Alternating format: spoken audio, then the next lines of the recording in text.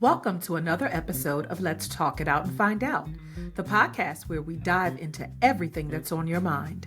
Join me, your host, Dee Lene, as we keep it real, keep it casual, and explore today's trendiest topics. Whether you're looking for solutions, insights, and a little inspiration, this is the space where curiosity meets conversation. Hello. This episode is a special one. Now, they're all special to me, but I have a word today. And it's more personal than the others because it hits close to home and it connects directly to why I started this podcast in the first place. Now, I realize I have a tendency to stay invested in things that don't serve me. And let me be clear when I say serve me. I'm not speaking from a place of ego or entitlement. I believe we're all royalty, and royalty isn't about status. It's about mindset, a way of showing up with respect, worth, and intention. But this topic, it lingers a little bit with me. It shows up in every corner of my life: friendships, family ties, romantic connections, and even in some business and work relationships. And it's pressing on my spirit because it's affecting my growth. It's interrupting my transition into who I want to become. So today's episode is titled Talk is Projection, Words, Wounds, and Sweet Nothings. Now, this topic is a loaded weapon, and I say that with all intention. I chose not to call it a loaded gun because that's too specific, and it's final. Words can dismember someone emotionally just as powerfully as a weapon, but they take many forms. It can take the form of sarcasm, silence, flattery, judgment, and even guilt. My purpose today is to reach hearts and to call out what we often ignore, because recognition is the first step toward correction. So you have to choose to connect the two, recognition and correction. Without the connection, accountability disappears. So are we really aware of what we say to each other? And more importantly, how does it land? Let's ask, do you even care? Do you even care what you say out your mouth? See, this plays out in many different places.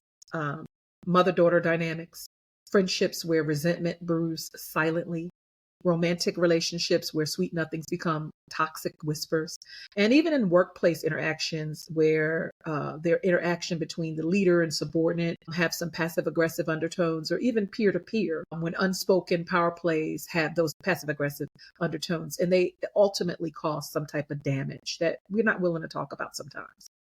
Now, we've got to get it together. And I say that because the world is declining, and not only because of politics or systems that have been recently put in place, but it's declining based on how we're treating each other. And the root of that is energy, words, and intention. See, I base my relationships on energy and how someone makes me feel. If I feel unwanted, I absorb that. I mirror it. I might even project back to you. And if everyone's doing that, just projecting pain onto pain, what will we have? Well, that's the climate we're living in right now. And that's why we have to manage from home base. And that home base is within yourself. You're the boss in your space. You're in control. But too often we hand over that control. We merge it with the crowd. We co-sign other people's dysfunction just so that we don't have to own our own. So today, let's deep dive into this ocean. Let's find the tools that keep us from drowning in our own victimhood. Why are we afraid to be vulnerable when vulnerability is the doorway to healing? If we learn to manage our emotions, we can elevate our intelligence. We can live, not just survive. We'll be able to live in a multiverse of our own minds, and we can choose something better. And that brings me to this reflection. Do you listen to yourself and what you say out of your mouth? And if it was said to you, how would it make you feel? We don't always hear ourselves the way others do. Words slip out layered with emotion, unmet needs, and unhealed wounds. And we rarely pause to consider the sound of our own voice as it lands in someone else's soul. And if we played back our own words like a voicemail, would they feel loving, grounding, and generous? Or would they feel sharp, dismissive, even manipulative? So often we speak to control, not to connect. We speak to be heard and not to understand. And sometimes we speak to hurt, whether we realize that. The real question here is, would you feel safe, seen, or small if someone spoke to you the way you speak to others? Accountability isn't just about what's said, it's about energy under it, the tone, and even the timing. Words are energy, they echo, and they don't always die after they're said. So, yes, listen to yourself, not just what you said, but why you said it and how it might have landed, and whether it came from a place of healing or habit. Words are more than sound, they're spells, carriers of memory, intention, and meaning, and they can split a soul or stitch but one back together. A careless, "you're too sensitive" can stick longer than a slap. A simple, "I see you" can stop someone from spiraling. Words are weight, light as feathers or heavy as stones. They build worlds, start wars, or call someone back to themselves. Sometimes the words that hurt most are the ones that you hear yourself say. Quiet daggers like, "Am I enough?" Or "I should have known better" can echo louder than any outside insult. Healing begins when we notice those scripts and rewrite them. But it also is in the presence of someone who speaks gently when they don't have to. Someone who tells you the truth with tenderness. Someone whose words water you instead of wither you. So when you open your mouth, ask, is this a wound or a balm? And when I say balm, I mean some type of soothing, ointment. We all know how that feels. Something that feels good, smells good, all of the above. Because words don't just travel outward, they linger inside. They settle in our hearts, wrap around our memories. And it hurts sometimes to think of the good times you had with someone that hurt you. Hmm. That stirs up emotion right now, just saying that out of my mouth. But the point I'm trying to make here is it can shape how people see themselves. It can either spark a spiral or spark a breakthrough. And most of the time, you don't even know how deeply your words landed until much later, if ever. I had a conversation with someone one time, and I recall asking that person how they saw me as a woman. And they said they saw me as, wait for it, a modern woman on the spectrum. I was a little thrown back about that statement because I'm a Gen Xer and this term is newly introduced within society and it can go either way. But based on the history of this person's demeanor, I didn't know whether I should take it as a compliment or an insult. So if I had to pick one, I would say they were choosing to use these words to inflict a wound and not a balm. If I analyze that statement, I can come up with all kinds of suggestions as to what they meant. But instead, I overanalyzed it. And I will be vulnerable enough to say they were calling me slow. Well, if you ask some others, they tried to smooth it over and say, no, they say you either are on the high end of it or the lower end of it. But I'm sure they weren't intending to refer to you as slow. They probably were referring to you on the higher end of the spectrum. I guess that was supposed to make me feel better, but I chuckle every time I revisit this conversation because knowing who this person was and how they projected in other conversations, they were weaponizing me. And in fact, that was a term that they often use to describe certain scenarios in their life. So I'm pretty sure it was said to keep me in check. I overthink it every time I revisit it because I wanted it to mean something different. However, they were exercising their right to use words as a weapon. I'm okay with it because I choose not to deal with that mindset as it does not align with who I am and who I want to be. And I digress. But this is why being intentional with language isn't just kindness, it's a spiritual practice.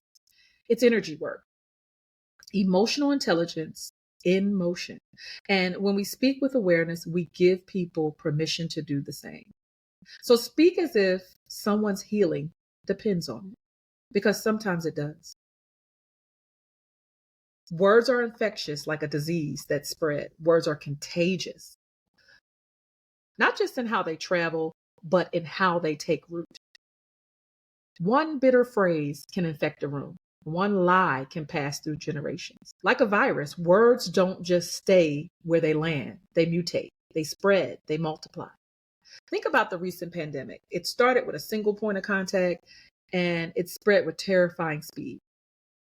We couldn't see it, but we felt its impact. We felt it in our bodies, in our routines, in our peace. And in some instances, we still feel the residuals of that impact. Words do the same thing.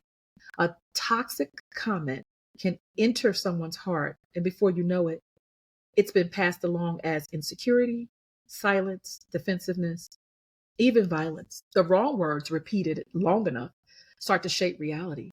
Gossip becomes gospel, judgment becomes culture, harm becomes habit. But just like a virus, we can trace the spread. We can quarantine harmful language. It's a choice to say something harmful.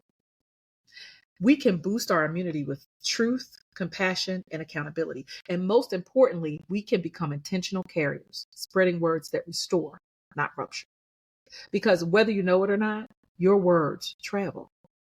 They get passed from one mind to the next, from one hurting heart to another heart that's trying to heal. No telling what I may have said to that person that I spoke about earlier that they identified as a negativity. I often check myself so I don't have to encounter such behaviors from others, but I can tell you if I am or I have done or said things that are harmful, it definitely wasn't intentional. But clearly, their words were intentionally handpicked for me. And I tell you, most handpicked intentional negative words land on ears that are tired, hearts that are bruised, and spirits that are searching. So before you speak, ask yourself, is this something I want to multiply? Is this something I'd want repeated by someone I love?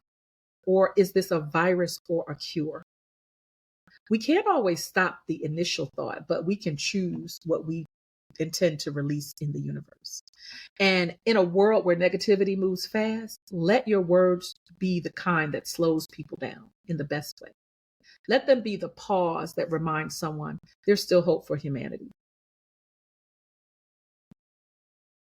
Words are stimulants.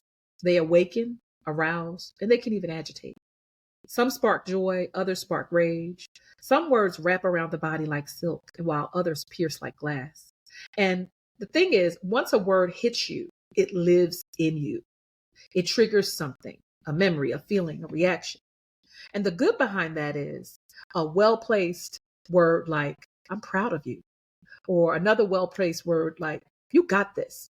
At the right moment, those words move energy. They lift spirits and they shift mindsets. And they can stimulate growth, healing, and hope. Those are three powerful tools. The bad of it all is backhanded compliments are usually dismissive tones dressed up. Such words as, friend, I'm just being honest. These are words that confuse more than they clarify. They leave you second guessing your worth, your instincts, or even your voice. And the ugly is manipulation masked as love, or criticism disguised as concern. The kind of words that don't just hit your ears, they hit your gut. They echo. They condition you to shrink. Ugly words don't just hurt, they reprogram. But the beauty in this is stimulation isn't always bad. Sometimes comfort is the start of an awakening. A painful word can be the wake-up call that shifts your entire trajectory. Because words, even the hard ones, can lead to clarity, the difference lies in the intention. Not only in the intention, but the delivery and the way we care about what we say. So ask yourself, are your words leaving people numb, triggered, or transformed? Are you speaking from ego or are you speaking from empathy? Because every sentence you speak plants a seed. And the fruit it bears, whether it's confusion, courage, or connection, is the legacy to our language. It's not just what you say, it's what your words leave behind. When we don't communicate, we create space, but not the sacred kind.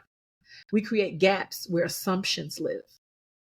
We leave others to guess our needs, decode our moods, and shoulder the weight of our unspoken expectations. But when we over communicate, we don't always give love, we give pressure. We don't allow space for understanding, for processing, or even for growth. Sometimes our over talking is a mask for our own insecurities, our own fear of being misunderstood. So we speak and speak, and we hope that others finally get it. But healing doesn't live in extremes. It lives in balance. It lives in communication that comes from love, not lack. So ask yourself, am I withholding because I'm afraid to be vulnerable? Or am I over explaining because I don't trust I'll be received? Do I know how to let silence hold space within building walls? So to wrap up the conversation, I want to bring it all back to this truth. Words are mirrors. Words are weapons. Words are medicine. They can reveal, they can rupture, and they can repair. Whether it's what you say, what you don't say, or what we repeat to ourselves, language has the power to either keep us trapped in cycles or set us free. It shows up in our friendships, our families, our partnerships, our work, and most importantly, in how we treat ourselves. We've talked about the projections we carry, the wounds we pass on, the sweet nothings that sometimes mean everything and absolutely nothing. We've unpacked how words can stimulate, spread, reprogram, or align. So now, here's the question I'll leave with you. If your words were your legacy, what would they say about you? Would they reflect your healing or your hurt? Would they be remembered as comfort or chaos? Would someone carry your words like a blessing or a burden? Something to think about, right? Let's start being more intentional. Let's be more honest with ourselves about the energy behind our mouths. And let's remember that every word we release comes back in some form. So let it come back as light. Let it come back as growth. Talk is projection, yes, but talk is also power. Let's use it to build what we've been begging the world to give us: peace, truth, connection, and even care. Here's a call to action. This week, pay attention to your words, not just the ones you say out loud, but the ones you whisper to yourself. Pause before you speak. Ask yourself, is this coming from healing or habit? And if this episode stirred up something in you, share it. Pass it along to someone who may need a mirror, a balm, or a reminder that their voice has weight. Until next time, speak with purpose and listen to communicate with your whole soul as a form of peace and not projection. Thank you for tuning in to Let's Talk It Out and Find Out. We appreciate you spending your time with us. Be sure to subscribe by hitting the follow button or wherever you listen to podcasts so you never miss an episode. We'll be back next week with more great content. See you then.